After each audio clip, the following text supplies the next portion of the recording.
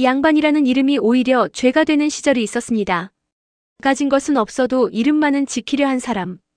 그 이름 때문에 시기를 받고 그 이름 때문에 모함을 당하고 그 이름 때문에 옥에 갇힌 사람의 이야기입니다. 그리고 그 이름보다 더 깊은 곳에 있던 것. 아이들에게 글을 가르치던 낡은 붓 하나의 이야기입니다. 조선 영조 연간 황해도 어느 고을. 찬바람이 내려앉기 시작하는 늦가을의 이야기입니다. 이한주. 나이 38. 황해도에서 한때 이름 있던 이씨 집안의 후손이었습니다. 조부는 성균관에서 공부한 선비였습니다. 부친은 하급 관직을 지냈으나 당쟁에 휘말려 일찍 벼슬을 잃었습니다.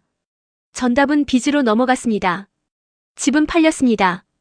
남은 것은 족보에 적힌 이름과 글을 아는 것과 그리고 조상의 위패를 모신 낡은 사당터 하나뿐이었습니다.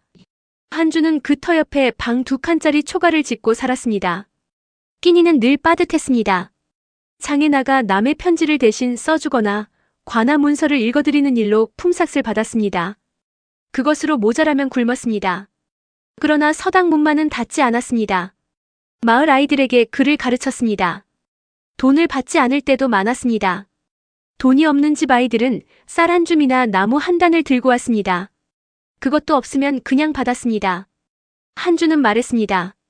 글은 배워야 한다고. 그게 사람 노릇의 시작이라고. 마을 사람들은 한주를 선생님이라 불렀습니다. 가난한 선생님이었지만 아무도 그 앞에서 그것을 가지고 비웃지 않았습니다. 문제는 그 옆에 사는 사람이었습니다. 최치복. 나이 52.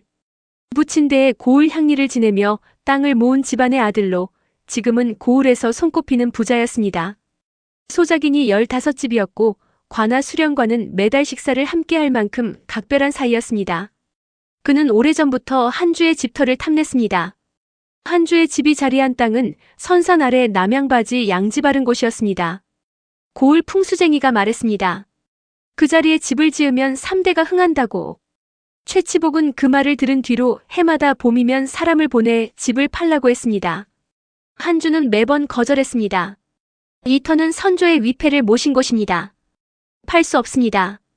처음 몇 해는 최치복도 다독이는 방식으로 나왔습니다. 돈을 더 얹겠다고 했습니다. 새 집터를 마련해주겠다고 했습니다. 그래도 한주는 거절했습니다. 그러자 최치복의 태도가 바뀌었습니다. 그해 가을 마을에 소문이 돌기 시작했습니다. 이한주가 마을 남자들 앞에서 임금을 비방하는 말을 했다는 소문이었습니다. 한주는 그런 말을 한 적이 없었습니다. 소문은 흐지부지 됐습니다. 그 이듬해 봄에는 한주의 서당 아이 하나가 수업 중에 다쳤다며 부모가 관아에 민원을 넣었습니다. 사실이 아니었습니다. 그 부모는 최치복댁 소작인이었습니다. 한주는 그 모든 것을 알면서도 참았습니다. 맞서봐야 자신에게 이로울 게 없다는 것을 알았습니다. 그저 서당 문을 열고 아이들을 가르치고 붓을 쥐는 것이 전부였습니다. 그해 가을이었습니다. 관아에 고소장 하나가 들어갔습니다. 이한주가 고을 황곡 장부를 위조하여 관곡 10석을 빼돌렸다는 내용이었습니다. 증거로는 한주의 필체와 흡사하게 쓰인 위조 문서 한 장이 제출되었습니다. 한주는 그 문서를 본 적도 없었습니다. 황곡 장부에 접근할 수 있는 위치도 아니었습니다. 그러나 수령 유만석은 고소장을 받은 날 바로 포조를 보냈습니다. 조사는 하루도 걸리지 않았습니다. 한주가 억울하다고 말하자 수령은 죄인이 변명한다고 했습니다. 곤장 20대. 한주는 곤장을 맞으며 이를 악물었습니다. 그를 아는 사람이 이 꼴이라는 것이 자신보다 아이들에게 미안했습니다. 옥에 들어가던 날 서당 아이들이 관아 앞에 모여 있었습니다. 누가 부른 것도 아니었습니다. 한주가 포졸에게 끌려 관아 안으로 들어가는 것을 보고 달려온 것이었습니다. 아이 하나가 소리쳤습니다. 선생님. 한주는 뒤를 돌아볼 수 없었습니다. 포졸이 계속 밀어 넣었습니다. 한주가 관아 마당을 지나가며 손에서 놓친 것이 있었습니다. 낡은 붓 하나였습니다. 늘 소매 안에 넣어 다니던 것이었습니다. 옥에서의 날들은 길었습니다. 한주는 처음 열흘은 억울함과 분노로 잠을 이루지 못했습니다. 자신을 모함한 자가 누구인지, 어떤 경로로 위조 문서가 만들어졌는지 머릿속으로 계속 되짚었습니다. 보름이 지나자 분노는 가라앉고 서늘한 것이 남았습니다. 아이들이 걱정되었습니다. 서당 문이 닫혔을 것이었습니다. 글 배울 곳이 없어진 아이들이 그 앞에서 어쩔 줄 모르고 있을 것이 눈에 선했습니다. 그것이 곤장 맞은 것보다 더 아팠습니다. 한주는 오간에서 손가락으로 흙바닥에 글자를 썼습니다. 아이들에게 가르치던 구절들이었습니다. 쓰다 보면 아이들 얼굴이 떠올랐습니다. 그러면 조금 견딜 수 있었습니다. 한주가 옥에 갇힌 지 20날이 지났을 무렵이었습니다. 낡은 회색 도포의 나그네 하나가 이 고을에 들어섰습니다. 그는 주막에 들어서기 전 마을 어귀에서 잠시 걸음을 멈췄습니다. 서당 앞이었습니다. 닫힌 문. 그리고 그 앞 돌계단에 아이 하나가 혼자 앉아 있었습니다. 무릎 위에 손을 모으고 닫힌 문을 바라보며 나그네는 한참을 그 아이를 바라봤습니다. 그리고 조용히 주막으로 걸어 들어갔습니다. 막걸리 한 사발을 시키고 앉아 있으니 주막 주인이 먼저 말을 걸었습니다. 서당 앞에 저 아이 보셨지요? 선생님이 잡혀간 뒤로 매일 저러고 있다오. 기가 막힌 일이지요. 나그네가 물었습니다. 무슨 일이 있었습니까? 주막 주인은 목소리를 낮췄습니다. 한주 이야기, 최치복 이야기, 위조 문서 이야기, 수령과 최치복의 관계 이야기. 나그네는 막걸리를 다 마실 때까지 말이 없었습니다. 그리고 자리에서 일어섰습니다. 나그네는 닷새를 움직였습니다. 장부를 다루는 관아 아전 출신 노인을 찾아갔습니다. 위조된 문서의 필체와 종이의 출처를 물었습니다. 노인은 그 종이가 최치복 댁에서 쓰는 특수한 한지라는 것을 알아봤습니다. 최치복의 사랑방에서 서책 필사를 맡아 하던 필사꾼을 찾아냈습니다. 그 사람은 나그네를 보자마자 도망치려 했습니다. 나그네는 쫓아가지 않았습니다. 골목 앞에서 조용히 기다렸습니다. 필사꾼은 결국 돌아왔습니다. 제가 말했다가는 저도 끝장납니다. 나그네가 말했습니다.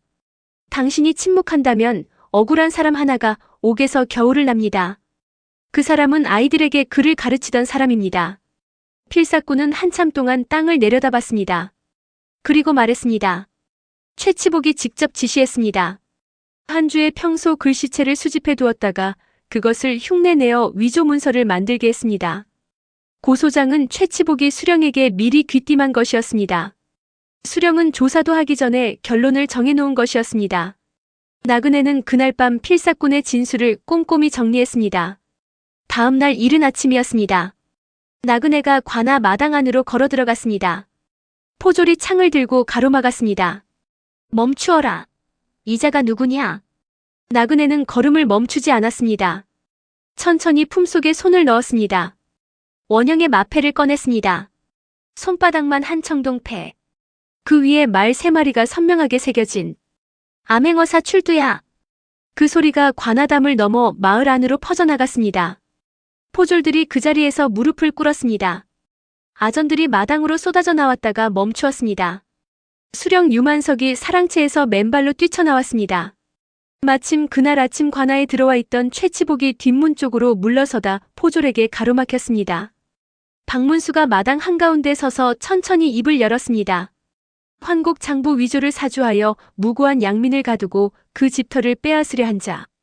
그리고 청탁을 받고 조사도 없이 진실을 덮은 수령. 두 사람 모두 봉고파직이다. 최치복이 무릎을 꿇으며 말했습니다. 어사나리, 제가 무슨 증거가. 박문수가 품에서 문서를 꺼냈습니다. 증거는 여기 있습니다. 마당이 조용해졌습니다. 한주는 그날 오후 옥문을 나섰습니다. 2달 만이었습니다. 다리가 부실했습니다. 햇빛이 눈에 너무 강했습니다. 잠시 눈을 가렸다가 뜨니 관아 앞길에 마을 사람들이 나와 있었습니다. 그 앞에 작은 아이 하나가 뛰어왔습니다. 한주의 서당에서 제일 어린 아이였습니다. 7살 난 복동이었습니다. 그 아이가 두 손을 내밀었습니다. 손바닥 위에 낡은 붓 하나가 놓여 있었습니다. 한주가 관아 마당에서 떨어뜨린 그 붓이었습니다.